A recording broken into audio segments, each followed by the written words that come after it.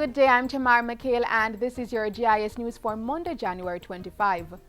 For the second year running, Jamaica has been ranked the best place in the Caribbean to do business. Forbes magazine has just released its ranking of best countries to do business. Jamaica has moved up to 59 from 64 last time. Prime Minister Portia Simpson Miller was speaking Friday as she opened Sutherland Global Services' new Kingston office. With the business process outsourcing BPO sector generating over $500 million annually, the Prime Minister said her government would expand opportunities in the sector. Mrs. Simpson Miller added that the 8 BPO companies operating in Jamaica had 5-year plans that would create almost 6,000 new jobs. It is therefore important that the government continues to provide an enabling environment.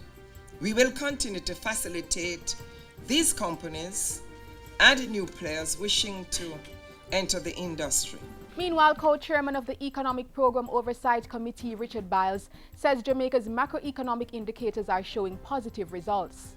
Debt to GDP is better, current account deficit is better, inflation is lower, employment is better. Mr. Biles, who was speaking on GIS TV's Issues and Answers, said while the public may take a while to feel the impact of Jamaica's economic reform program, there have been results. He pointed to the North Coast, which is booming in terms of jobs and investments. Hotels are being built.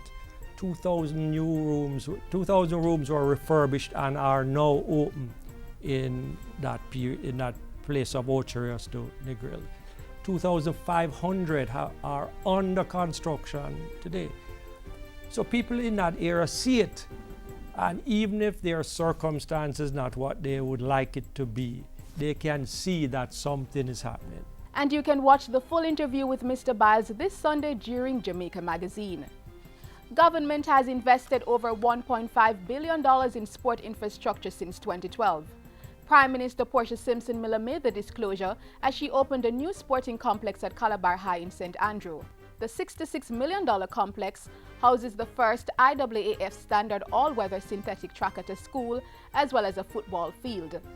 I think we have started a trend of installing world-class running tracks in Jamaica. When these tracks are installed, it is not only track and field which benefits. Football and cricket have also had positive spin-offs from the new infrastructure development. The complex was constructed by German manufacturer BSW Regupol through a partnership involving the government, the Calabar Old Boys Association, and the private sector. Grace Kennedy has been persuaded to make an initial contribution of $5 million Jamaican dollars to build sanitary facilities as the next phase of development of the track. Prosecutors are now being guided by a manual which was recently launched by the Office of the Director of Public Prosecutions. The Prosecutors Manual will provide guidance on how to deal with issues such as disclosure, extradition, bail, code of conduct, and plea negotiation. I think it represents a significant achievement for Jamaica to have a document like that developed and published, so that those who have published it can be held to account by the standards that they have set for themselves. The Prosecutors Manual was funded by the Canadian government under its Justice Undertaking for Social Transformation JUST program. The manual is the first of its kind in Jamaica's legal history. And finally, more young children with disabilities are set to benefit from a new $87 million multipurpose facility.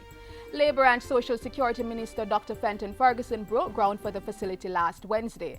The building is being constructed by the Early Stimulation Program with funds from the Inter-American Development Bank. We believe that this is part of the social protection program, up close and personal. And where we are, one, it will be speaking to increasing access and coverage, particularly of vulnerable population groups such as persons with disability. The new structure will have a number of amenities, including 3 assessment rooms with bathrooms, a speech therapy room, physiotherapy room, and a green space. And that's it for GIS News today. I'm Tamar McHale. Thank you for watching.